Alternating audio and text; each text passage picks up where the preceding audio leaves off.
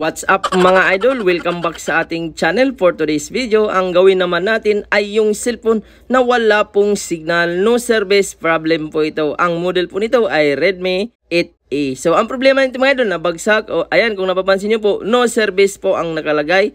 Wala po siyang signal, naka-X lang po, hindi po siya nakakatawag at hindi rin po siya nakaka-text. So una, para ma-check po natin, lagyan po natin ng bagong SIM card. So ang SIM card na ito na gagamitin natin mga idol ay galing po sa cellphone na meron po siyang signal. So ayan. So i-test po natin at kung napapansin nyo po, ito lang po ang nakalagay. So ayan, binasa naman po yung SIM card. Pero no service pa rin ang nakalagay. So paano ba yan gawin? Sa model na ito mga idol, Redmi 8A ay hindi po tayo magpapalit ng network IC or WTR. Tingnan nyo po ang video kung paano ko po ginagawa. Grabe, 100% satisfied po ang mga ganitong gawaan mga idol. Kasi madalas po sa ganitong unit ay nawawalan po ng signal. So meron lang po tayong gagalawin para bumalik po sa normal ang signal. So una, tanggalin muna natin yung screw at mag-shoutout tayo dito. Ayan. Lahat at sa lahat po ng ating viewers na nanonood ngayon, shoutout sa inyong lahat. At sa gusto pong magpa-shoutout, comment po kayo sa video. Ayan mga idol, so natanggal po natin yung mga screw at tingnan po natin. Kung napapansin nyo po, wala pong galaw ang board. So tinignan ko po sa ilalim dahil nandito po yung pinaka-antina ng signal. Kasi mga idol, dati daw po itong nabagsak, pinalitan ng LCD, pati po yung flex ng charging ay pinalitan. So unti-unti po nawala ng signal. Una, isa lang po daw ang walang signal. So pangalawa, nawala po lahat ng SIM card niya. So, dalawang SIM card po ito mga idol at talagang pati yung isa or dalawang SIM card ay wala na pong signal. So, una, isa lang daw ang nawala hanggang nawala po lahat. So, ayan, ito mga idol, nakita natin ang antenna. So, buo naman ang antenna mga idol. So, nasa board talaga ang tama nito. So, yun po yung mga issue ng ganitong unit mga idol. So, dito mga idol, madalas po talaga dito, pinapalitan po ng WTR. At ayan mga idol, ito po yung pinapalitan natin mga idol. Ayan, dito po banda na yan sa ilalim, nandyan po ang WTR. So hindi na po natin gagalawin yan mga idol.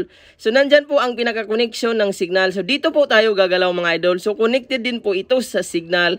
Kaya nawawala po ang signal yan mga idol. Dahil kung napapansin nyo po, ang tatanggalin po natin ngayon ay bakal po yan or shed. Na wala rin pong exhaust. So madalas yan, kaya nawawalan siya ng signal. Ayan, kung napapansin nyo po, wala po siyang butas. So next step po na gagawin natin mga idol, tatanggalin po natin yan at iangat natin yung bakal mga idol, yung shield na yan. So maglagay po tayo ng plugs. So grabe mga idol, sa dami ko na pong nagawang ganito mga idol. So hindi ko na po pinapalitan ng WTR or network IC. So dito na po natin ginagalaw mga idol. So itong shield na ito na iniinitan ko, nandyan lang po ang problema. Madalas po dati mga idol, pinapalitan ko po siya ng WTR pero bumabalik ang sira. So nung nakuha ko po ang idea mga idol, nung tinanggal ko po ang ganito ay talagang hindi na po siya bumabalik. 100% po tested po ang ganitong solution sa mga ganitong model Redmi 8A kapag nawalan po ng signal or no service. Minsan mga idol, nawawalan din po ng wifi. So connected din po yan dito mga idol.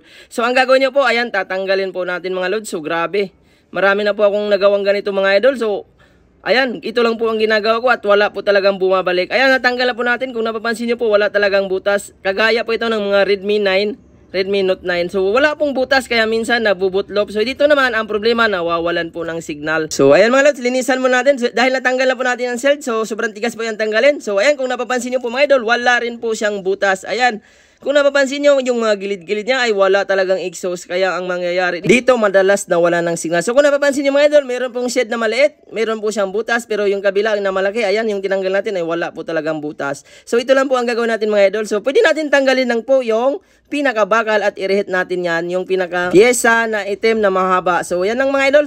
So, initan mo lang siya ng konti. So, wag niyo na pong paputukin ng board kasi madalas nito magsitalsikan po ang pyesa lalo na kung malakas ang hangin. So, kunting init lang. At, ayan mga idol. So, lagyan po natin. Linisan po natin mga idol para matanggal yung liquid na flux. At, ayan mga idol. So, ito lang po ang gagawin natin mga idol. Lagyan natin ng plus sa mga gilid at ibalik din natin yung caps na tinanggal natin. So, dito mga idol, wag niyo na pong ibalik ng ayos ang pinaka-caps niya mga lods. So, angat nyo lang siya ng konti para meron po siyang exhaust. So, ano mga idol, grabe na logic po tayo sa paggawa ng mga ganitong problema mga idol. So, hindi po alam ng iba nito mga idol. So, madalas ang tinitira ay network IC or WTR. So, magpapasignal naman siya mga idol kasi bumabalik talaga ang tama. Pero pag dito nyo po galawin ay wala na talaga siyang back job. Ayan mga idol, medyo nakaangat ang kabilang gilid. Ayan. At ang kabila naman ay dikit ng maayos. So, yun po yung mga idol, meron na po siyang exhaust. So, grabe mga idol. So, tingnan po natin kung magkakasignal ba ito. So, ayan, ibalik muna natin yung tinanggal nating camera. So, ayan, kailangan talaga tanggalin ang camera nito mga lods dahil iinitan po natin ang board, so pwedeng masunog po ang camera. At ayan na nga mga idol, so subukan na po natin, wag po kayong kukurap at kapag gumana ito ay sigurado ako, pwede nyo pong sundan ang ginawa ko mga idol. So Redmi 8A ang model nito. So madalas ito mga idol, nagnuno-service talaga. Madalas din po pinapalitan ng network IC pero bumabalik. So dito mga idol sa ginagawa natin ay hindi na talaga siya babalik, 100% permanent na po ang repair. At ayan mga idol, so, ibalik natin lahat ng screw na tinanggal natin. At abangan nyo po sa dulo ng video nito kung nagkakasignal pa ba ito. At ayan mga idol, balik natin yung screw sa lahat sa taas. At yung camera mga idol, so nakadikit po dun sa frame.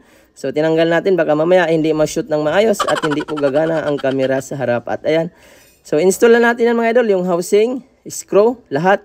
At abangan nyo po kung talagang babalik na ba sa normal ang signal. So ayun mga idol, ang may-ari po pala nito ay nag-walk-in lang po siya. So pinabalikan ko po ito sa hapon dahil inoobserbahan ko po. At sa awa ng Diyos hanggang ngayon mga idol, umabot na po ito ng 1 week mga idol. So bago ko po in-upload ang video na to, so normal naman po ang kanyang cellphone at wala naman akong nabalitaan or complain sa may-ari na bumalik ang sira. At ayun mga idol, ibalik natin yung SIM. Subukan po natin, i-testing natin kung meron na ba siyang signal at nagno-normal na ba. At ayun, una natin mga lods, sabay-sabay po natin panoorin kung nag-normal na ba ito. At grabe mga idol, sobrang masatisfied po kayo sa ganitong gawaan. Dahil sa dami na pong nagawa natin ng ganito mga idol, hanggang ngayon talagang nag-normal na po at wala na pong sakit sa ulo.